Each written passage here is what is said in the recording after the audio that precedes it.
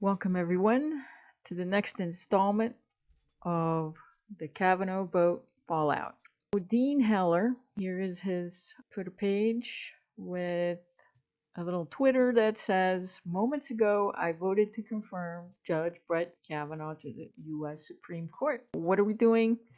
We're going to get mobilized, and we are going to make sure he doesn't get reelected this November. Enough talk, enough punditry. We are going to increase the Democrat registered voter rolls. The state of Nevada has a great system. Everything's online. All the statistics, all the information. You can check your voter registration status and you can actually register to vote online. So let's take advantage of that and get anybody and everybody enrolled. Obviously, turnout is also important. We need to not only get people registered to vote, but they must also go out and vote. And the only way to make sure that people actually go to the polls and vote is to give them a ride. If you go vote, make sure that you load up the car. Get everybody you possibly can to vote with you. Spread the word. Get everybody in the state to turn out. November 6th, when you're wondering whether you want to go vote, just remember Susan Collins' speech about Kavanaugh, and hopefully that will be incentive enough for us to all go vote. Of course, we would not have Kavanaugh on the Supreme Court if Dean Heller had not voted for that. And Dean Heller is actually much more vulnerable than Susan Collins. We should be able to unseat him with a lot less effort. So we need to really have an overwhelming victory. We need to send a message. This is not going to be happening. So we have Class 1 that are going to be elected in 2018, this November. For the same reasons as Susan, Dean must go. He voted partisan on a nonpartisan issue. We really need men and women who respect both men and women on the Supreme Court. So since he is up for election this November, we can do something now about him. Everybody wants to protest. That has definite value and impact, but there's also a lot of impact in voting, getting the vote turned out, and getting folks registered. We have a few days to really boost up the rolls. For anyone that really didn't feel like they were going to vote, hopefully you can convince them that, yeah, it's probably worth it to go vote just because of Kavanaugh. Democracy is not a spectator sport.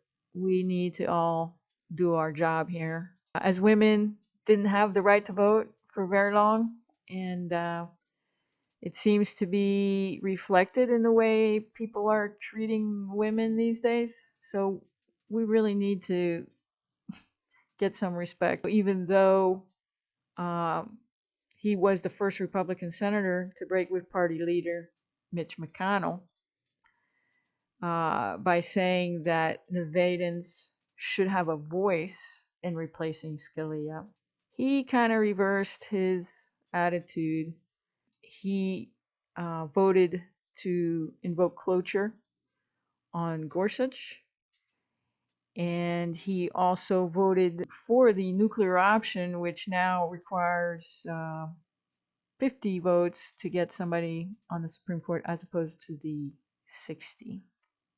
And I think we can see now why having 60 was a pretty wise thing, so we don't have people just barely making it. It's just too polarizing. So another problem with Dean is the vote in favor of Brett Kavanaugh. So that is truly a big problem. So let's go fight for our right to vote, fight for our right to be treated with respect. I think the times have come that women's word and women should be treated equally. You know, there shouldn't be a gender gap anymore these days. So let's take a look at the 2018 primary election. This just happened in June. You can see the Democratic candidate, Jackie Rosen, received 110,000 votes.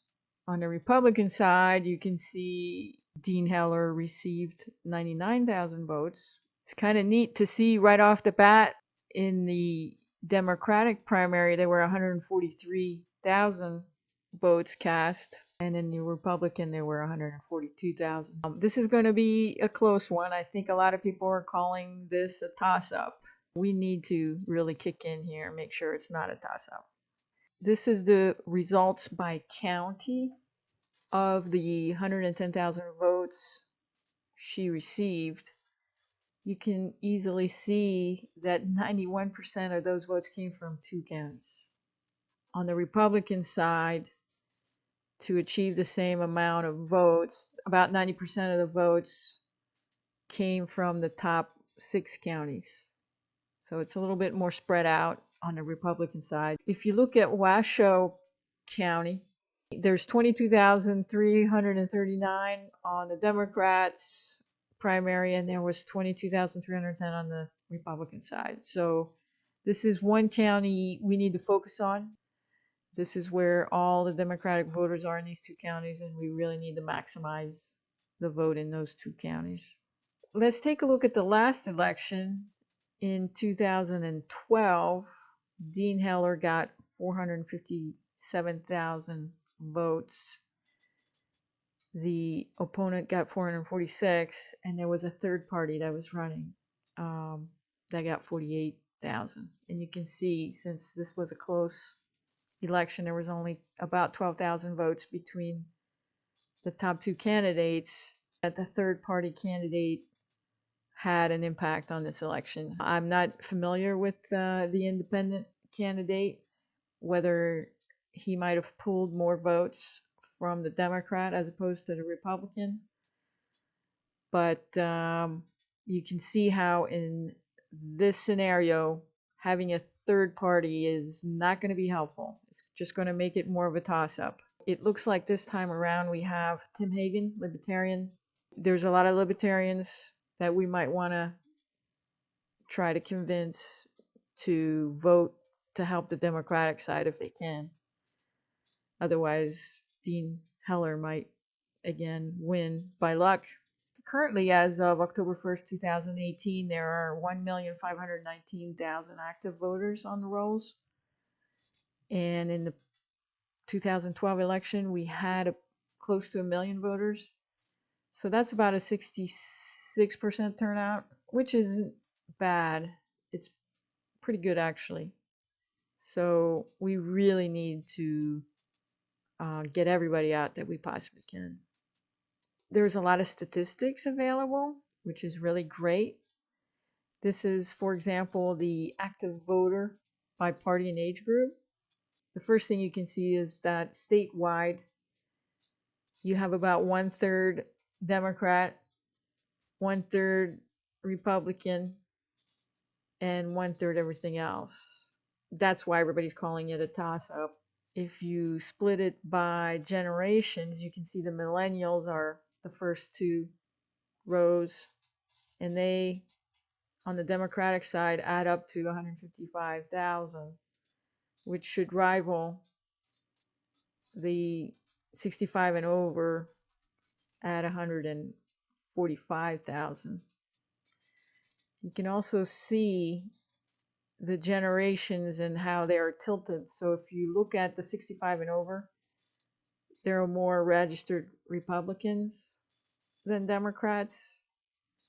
And in the middle slice of the baby boomers, you also have that trend, more Republicans than Democrats. But when you get to the Gen X and the millennials, you can see that the Democrats have the higher numbers on the registered voters, and especially the millennials. It's kind of stark. The other thing is the libertarians we talked about. Looks like the peak is in the older millennials. And actually, there's about 7,000, about 50% of the total statewide are the millennials. If you have some millennial friends, try to convince them to help us out. Help us women out, please. Thank you. Here we have the active voters by county. So the striking thing is Clark County has 445,000, or 76% of all Democrats in the state, followed by Washoe has 92,000. And between those two, you have 92% of all registered Democrats. On the Republican side, again, Clark County, Washoe County, and Douglas County. If we could get 100% turnout of these 445,000 Democrats, that pretty much totals up what the last Democratic candidate received in 2012 in this race. And if we could just kind of pile on another 100,000 on top of that, that would be great. You can see how important those two counties are. And if you're in a different county and you want to help out, you may want to come over to Clark or Washoe or Carson City to get the vote out, to convince people and do all these things, do voter drives, etc. Here is the inactive voter rolls. Clark County is going to have the highest number of inactives as well, so we need to try and make those active if we can. Nonpartisan is also a high number, higher number than the inactive Republicans. So we have about twice the number of inactive Democrats as Republicans. So that might be kind of a warning sign. We need to get the Democrats activated here this election. Obviously, you don't want to go vote and find out that you're not on the rolls, right? That would be kind of a disappointment. This is a article that was published back in 2014, and somebody realized, and they weren't too happy about it, that there was a purge done. And I guess they looked at the numbers because all the statistics are there and saw that 25,000 Democrats were purged as opposed to only 12,000 Republicans. If you think you might be purged, you can go and verify that your voter registration is active. They have a website, which is great. Early voting begins on Saturday, October 20th. If you want to actually register, you can also go to this link and register. So if you know a 17-year-old, you might as well recruit them and get them to register as well, because then as soon as they turn 18, they can automatically vote. They had a week in September 23rd to the 29th doing voter registration. They have videos on how to do that kind of thing. The other really fascinating and wonderful thing is this student mock election that happens on November 1st. If you have a civic studies class or government class and you can participate in this mock election, I think that would be wonderful. Get everybody in the mood to vote. There's even a little guide on how you do your own drive. Here's another page on all the deadlines. If you can do it online, you have till October 18th. If you know you're not going to be in town on November 6th, please do get an absentee ballot. It's not a big deal. We're going to organize. We're going to go ahead and change our future. We're going to make things happen here. It's not by donating. It's by just sheer effort to go register people and get people to the polls. This is still a democracy. That's what counts. We're still in a democracy, and we have to make sure that we do everything we can to keep it that way. It's not going to happen all by itself. Here are the items we're doing. Drives, get people to turn out, get people to register, spread the word, go vote on November 6th. On November 6th, you're feeling sick or you're feeling, well, maybe I won't go vote. Well, all you have to do is remember Susan Collins and remember Kavanaugh and remember Dr. Ford and remember everything and all the talk back